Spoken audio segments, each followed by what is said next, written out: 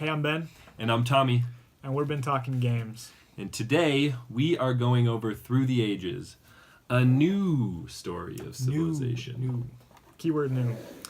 Yes. What do we do? So, Through the Ages is a Civ game. Different than most Civ games, there is no map.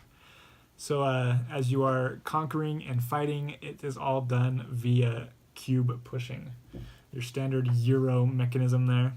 So it's a Civ game in which you and up to 3 other players will be creating a civilization starting in antiquity and developing it up through the modern ages. The game is played through 4 different ages, one being antiquity, where you will be gaining leaders such as Moses, and moving all the way up through age 1, 2, and to 3, where you could potentially have Bill Gates as the leader of your civilization. And over this course of time, you'll be adding various cards, giving your civilization both culture, as well as increasing its food and resource production, all the way up to making theaters and libraries and adding things to increase the science. And there's a number of different things that you are going to be increasing your production of to make yourself more efficient and enable you to purchase and upgrade various things. It's a very long and complex game, but it allows you to follow time and build and adjust as needed to once again be the most efficient civilization. Everything up to fighting others and exploring and conquering new territories. It's all in this very Euro-y Civ game. Well, I want to talk about one thing first. If you've played Civilization, I'm talking Sid Meier's Civilization computer game, Mm-hmm. This is basically that. Now, disclaimer, I have not, but my brother's a huge fan of the Civ games, and I actually really enjoy them too. I think they're really awesome. I love the different things that happen in the games, and I've kind of been wanting to play this for a while. I think I remember seeing it in one of your want lists a while back. There was something you were interested in. Yeah, I've been looking forward to this, but I've really been skeptical about it. And everybody says, "Oh, you don't need the map. It's so good without the map."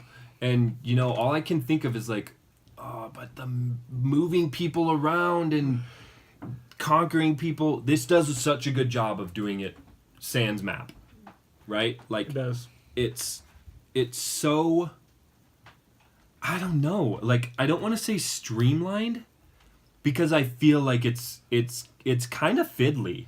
Oh, right? no, There's yes. there's Very, a very lot much so. to go over, and there's a lot, but it works, right? Yeah. And it doesn't.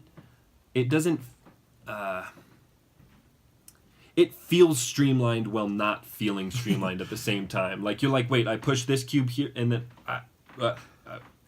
tell me what to do. Yeah. No, it's interesting because you have these cubes, and moving your cube an inch can increase your ore production or your resource production by 4. Like, you have that where it's not a miniatures game. You're not actually moving it an inch. but moving your one singular cube, the location on which you put it on your board can change drastically within the game. Where it's located. Yeah, where it's located in relevance to the different cards that you're upgrading and going up this track of potential cards, increasing production and resources and food. So it gives you that streamlined. All you're doing all game long is sliding around a bunch of cubes. It's a board. There's a couple boards over here. It's a board. You have a player board with cards and cubes that you are moving around. This is such a solitaire game that's not a solitaire game. Like, man. Have you seen Mystery Men? I feel like the Sphinx in Mystery Men, if you've ever seen that movie. He just... everything is like, in order to do this, you have to do this. In order to go up, you have to go down. Like, everything is like that. And that's how I feel about this game. Like, it's fiddly while not being fiddly, and it's solitaire, but it's not solitaire. There's so much involved in the game with everybody else. Like, that guy's going... This is a hate drafting game without being touted as a hate drafting game. Well, you can't overly hate draft because you have the row of cards in the middle. No, you have to pick for yourself. And you actually can't take a second copy of a card you already have. Right, So, in that aspect, if I want to take a card that you need and I already have it, I can't. Whereas, like, in games where it's like Seven Wonders, where you can hate draft, you can almost toss a card. And, it's like, I have this, I can't do anything, but I can toss it. Yep. Whereas this, you can't even touch it. No. Even if it's in your hand or on the table, you can't touch it. No. But you're definitely watching what your opponents are doing because they are your direct competition throughout the game. It may not feel like it at times because you're so focused on your little civilization, making sure you have food to feed your people. You need the resources to build the buildings and your military. But they are your competition. If you aren't keeping track of player A and his army, he's going to come wipe you out. And if you aren't keeping track of player B and that he's taking all of the library, then he's going to score a ton of points. Yes. Like, you have to know what other people are doing, but without forgetting about what you're doing. And there's so much. I want to get this out of the way real quick. I love this game. Okay. I love this game. This is such a good game.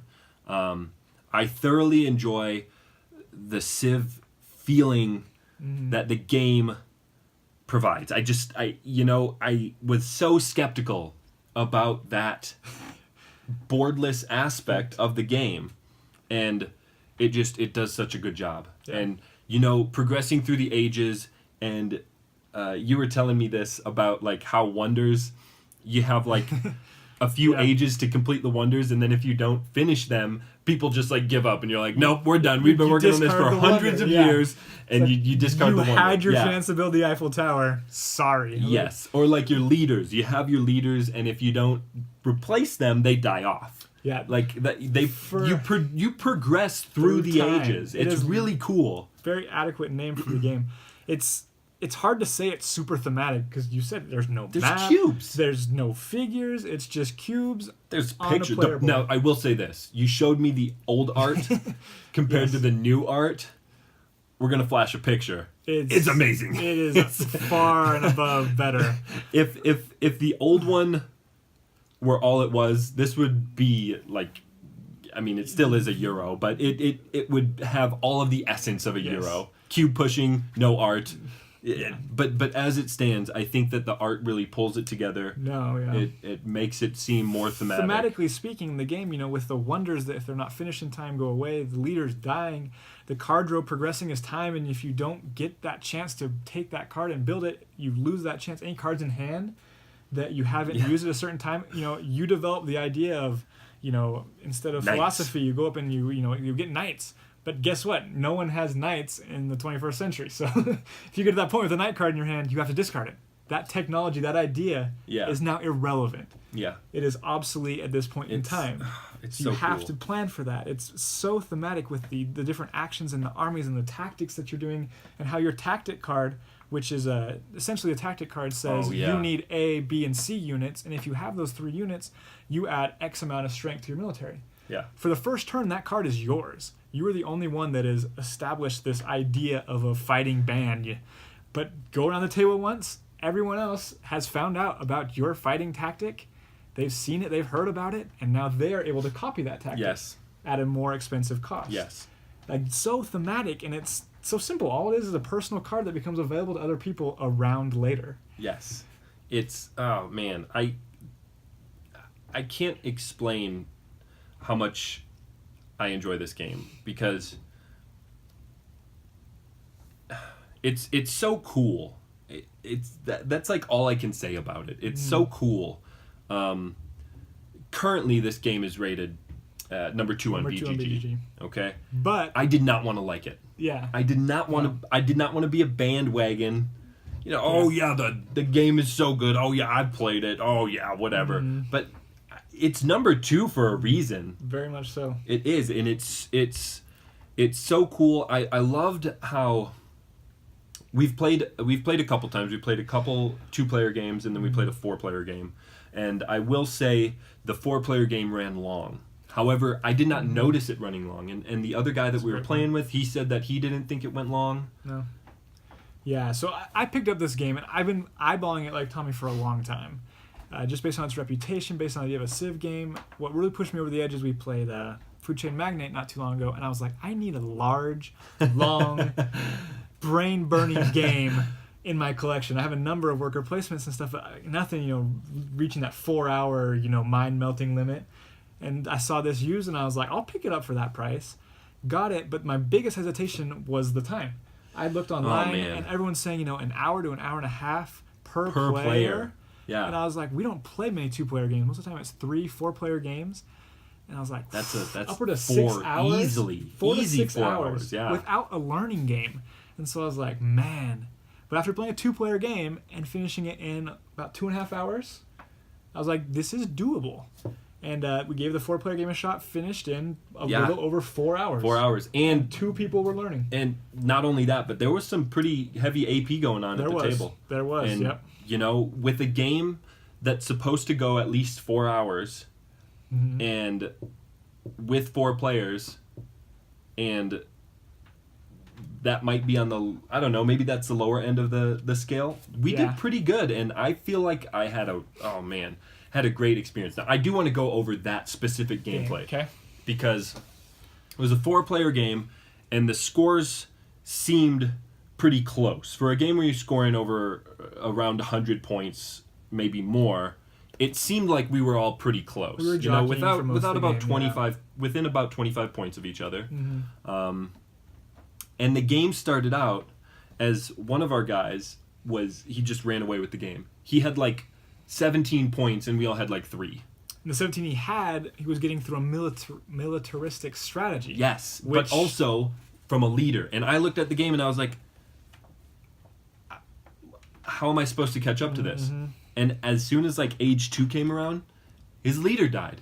Yep. And he stopped getting points. And he was, at that point, he was trying to like collect points from other people, like steal points, steal science. Like, he was doing this other strategy. And I thought for sure that I was out of the game. You were in last most of the game, to be honest, yeah. The thing was that it got to a point, because when you progress through ages, you have to get rid of population that you haven't spent. And that becomes difficult, because now it's more expensive to get new people new workers, to feed from round to round. So I was at this point where I could no longer produce people. I didn't have enough food, and because I didn't have enough food, I couldn't produce more people, so I couldn't put more people to produce more food. Yep. Now, there are yellow cards where you can, like action cards, where you get you get extra food, or you get extra resources, or whatever it is.